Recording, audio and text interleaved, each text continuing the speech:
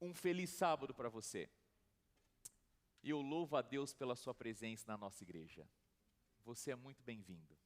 Que a presença de Deus e a sua presença junto de nós seja bênção para você. Quero convidá-lo a abrir a sua Bíblia comigo no livro de Mateus. Mateus capítulo 5, nós vamos ler apenas um verso, verso de número 5. Mateus 5, verso 5.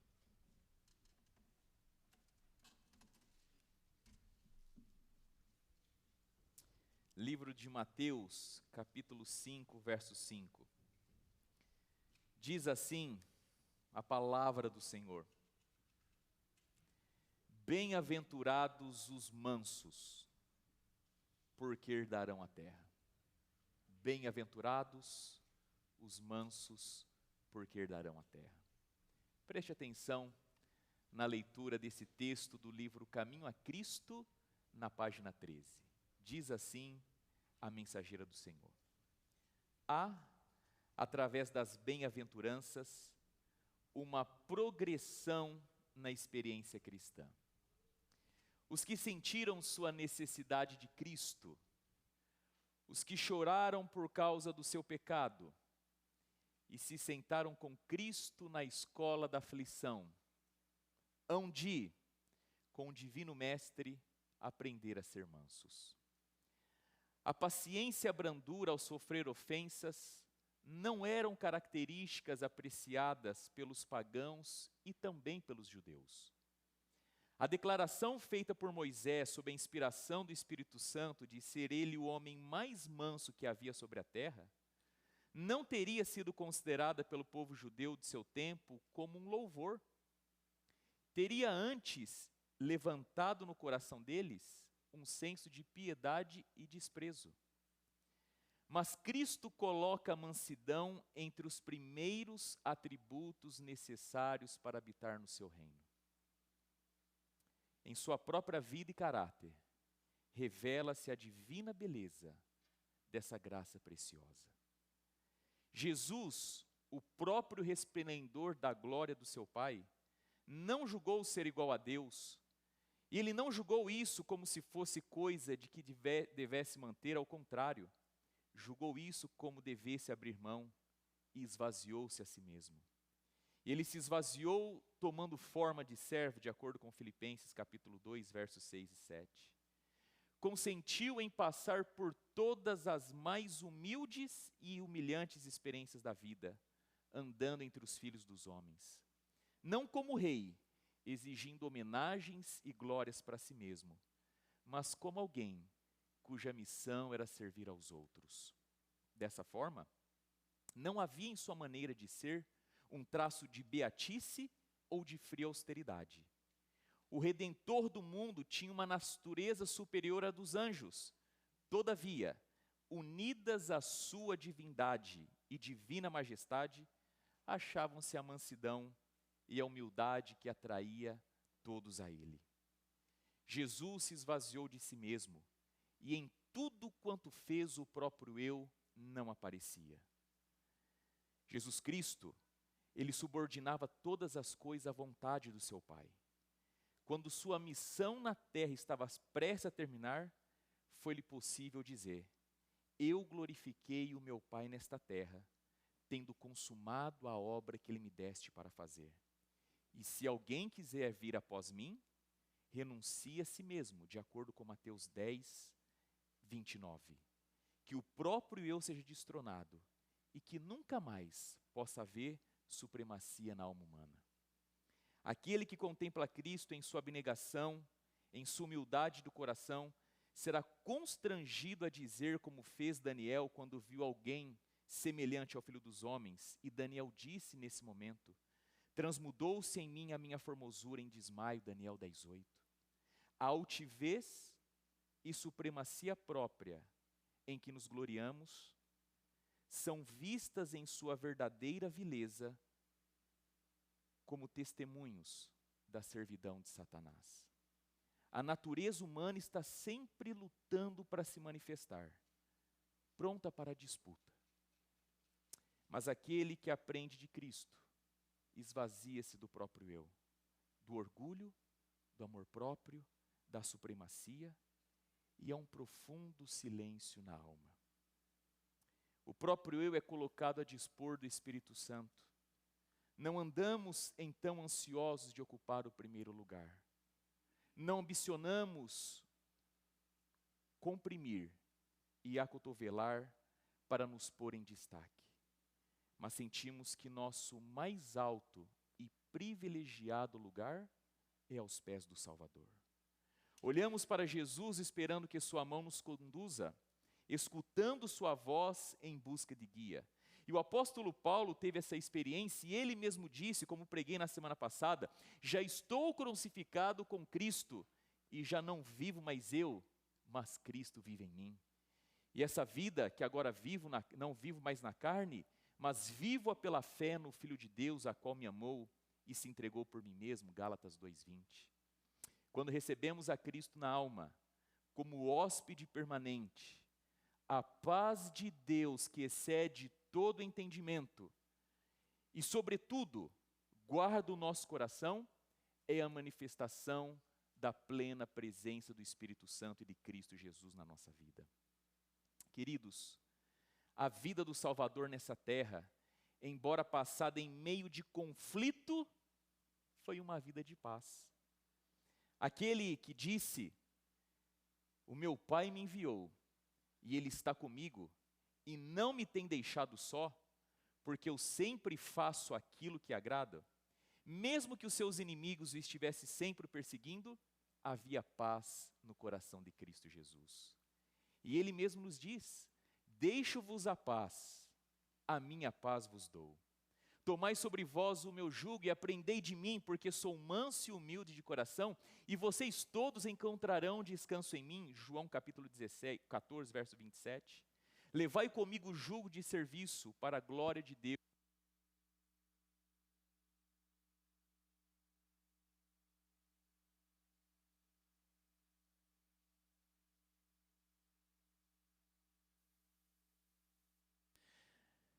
É o amor próprio, é o amor do próprio eu que destrói a nossa paz. É o amor próprio, o amor do próprio eu que destrói a nossa paz. Enquanto eu está bem vivo, estamos continuamente prontos a preservá-lo da mortificação e insulto. Mas se estamos mortos e nossa vida escondida com Cristo em Deus, nós não levaremos a sério as desatenções e indiferenças. Seremos surdos às censuras e cegos à zombaria e aos insultos. O amor, ele é sofredor, ele é benigno, ele não é invejoso, não trata com leviandade, não se ensoberbece, não se porta com indecência, não busca os seus interesses, não se irrita, não suspeita mal, não folga com a injustiça, mas folga com a verdade. Tudo sofre, tudo crê, tudo espera, tudo suporta. O amor nunca falha. 1 Coríntios capítulo 13, verso 4 ao verso 8. A felicidade derivada de fontes terrenas é tão mutável como podem tornar as várias circunstâncias da vida. A paz de Cristo, porém, é constante e permanente. Ela não depende de qualquer circunstância da vida, a quantidade de bens mundanos ou o número de amigos. Cristo é fonte d'água viva e dele depende a nossa felicidade. Felicidade tal que jamais pode falhar. A mansidão de Cristo manifestada no lar tornará felizes os membros da família. Ela não provoca disputa, não dá más respostas, mas acalma o gênio irritado e difunde uma suavidade que se faz sentir por todos os que se acham dentro do aprazível ambiente. Sempre é nutrida, torna as famílias da terra como parte de uma mesma família do céu. Queridos irmãos, muito melhor nos é sofrer sob falsa acusação do que nos infligirmos a nós mesmos a tortura das desforras sobre os nossos inimigos. O espírito de ódio e vingança teve sua origem em Satanás e só pode trazer mal àquele que o nutre. Humildade de mansidão humildade de coração, aquela mansidão que é fruto de permanecer em Cristo, é o verdadeiro segredo da bênção. Ele adornará os mansos com salvação. Salmo 149, verso 4. Os mansos herdarão a terra, e foi mediante o desejo de exaltação própria que o pecado entrou no mundo, e os nossos primeiros pais perderam domínio sobre a bela terra. É mediante a abnegação do próprio eu que Cristo redime aquilo que ele havia perdido. E ele diz que devemos vencer como ele venceu, como está escrito em Apocalipse capítulo 3, verso 21, por meio da humildade, da renúncia do próprio eu, podemos tornar-nos cordeiros com ele, quando os mansos herdarem a terra. Salmo 37, verso 11. A terra prometida aos mansos não se parecerá com esta, obscurecida pelas sombras da morte e da maldição. Nós, segundo a sua promessa, aguardamos novos céus e nova terra, onde habitam, queridos, a justiça. Ali nunca mais haverá maldição contra alguém, e nele estará o trono de Deus e do Cordeiro, e os seus servos o servirão. Não haverá decepção, nem pesar, nem pecado, e ninguém vai dizer, enfermo eu estou. Não haverá cortejos fúnebres, nem lamentações, nem mortes, nem separações, e nem corações partidos. Mas Jesus Cristo estará ali, e por isso ali haverá paz. Os remidos nunca terão fome nem sede, nem calma nem o sol os afligirá, porque o que se compadece deles os guiará e os levará mansamente às águas celestiais. O maior discurso de Cristo, página 13. Queridos, nesta manhã nós estamos participando juntos, como indivíduos e família em Cristo, da maior festa que a vida cristã em família pode nos proporcionar, que é a ceia do Senhor. Eu quero convidar você nesta manhã a participar, primeiramente do lava-pés, antes de nós nos aproximarmos da ceia do Senhor. Eu quero convidar você a descer para o nosso Fellowship Hall e juntos participarmos. Eu gostaria de fazer aqui um apelo a toda a nossa igreja. Na nossa última Santa Ceia, alguém da nossa igreja me procurou em particular no momento da ceia, está me ouvindo aqui agora e quem sabe vai se lembrar, e disse assim: pastor, se há um problema entre eu e um irmão, e eu estou aqui, mas não há como resolver isso aqui agora, eu posso ou não posso participar? Queridos, a Santa Ceia, ela é exatamente um atestado de que nós não temos méritos e merecimento de nada. Essa ideia de nos prepararmos para a Santa Ceia, até certo ponto ela é muito apropriada, mas chega um ponto que ela se torna algo de legalismo. Porque como que eu posso me preparar, sendo que o próprio fato de eu ser pecador impeça que eu me prepare? Se você chegou nesta manhã e até aqui está decidido a não participar por um problema com alguém, eu gostaria que você sim participasse, e o teu próprio ato de participar firme no seu coração um compromisso de, ao sair daqui, a primeira coisa que você deve fazer é procurar pelo seu irmão. Queridos irmãos, a ceia é algo tão absoluto que o próprio Cristo Jesus disse que até que nós não cheguemos no céu, Ele mesmo não se assentaria mesmo, não participaria da ceia. A ceia denuncia, à luz do exemplo de Cristo Jesus, que o nosso coração é obstinado, é pecador. Mas o Senhor Jesus simplesmente pegou a toalha e foi lavando o pé de cada um dos seus discípulos, demonstrando que nesse caso, a ação externa provoca o desejo interno. E o segredo da vida, muitas vezes, é nós fazermos o que é certo, ainda que a gente não tenha vontade. Meu primeiro apelo é para que ninguém absolutamente ninguém nesta manhã, em nome do Senhor Jesus, deixe de participar da ceia do Senhor. E se você não se sente em condições, talvez seja esse o maior indicativo da sua necessidade. Se alguma coisa a ser resolvida, que ao sair daqui seja a tua primeira decisão, acertar toda e qualquer coisa que esteja para trás. Queria fazer um outro apelo. A gente não pode fazer da ceia do Senhor um momento, desculpe a expressão, de compadre e comadre, onde eu vou só na direção da minha esposa, do meu esposo, dos meus filhos, nenhum pecado, nenhum problema, de forma nenhuma. Mas por que nós não nos aventurarmos e não nos lançarmos a lavar os pés de algum amigo, algum irmão da igreja, que quem sabe a gente não tem uma profunda e próxima amizade? Por que não lavarmos o pé de alguém que a gente nunca lavou? Quem sabe por que nós não lavarmos o pé mais de uma pessoa nesta manhã? Eu gostaria de encorajar a nossa igreja em nome do Senhor Jesus, a nós nos envolvermos juntos na cerimônia de lava-pés. Pela quantidade que nós temos aqui de pessoas, acredito que todos nós hoje teremos a alegria de participarmos juntos, descermos de uma vez só. Uma sala foi preparada ali embaixo, vai haver uma música ambiente, e nós temos a oportunidade hoje de 3 espaços que estão sinalizados.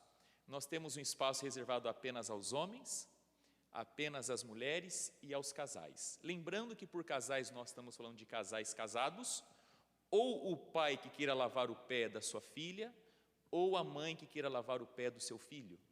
Mas, queridos, o mais importante é que nesta manhã você decida participar.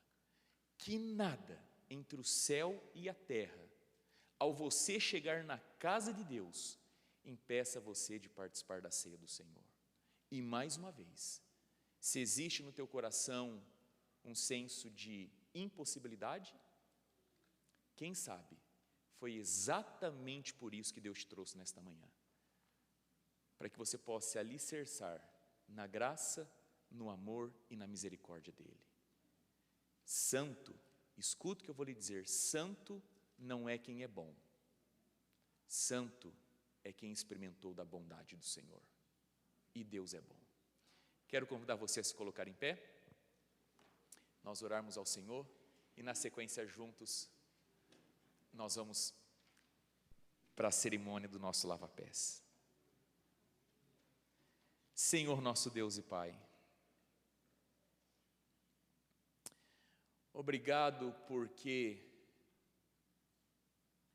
Cristo Jesus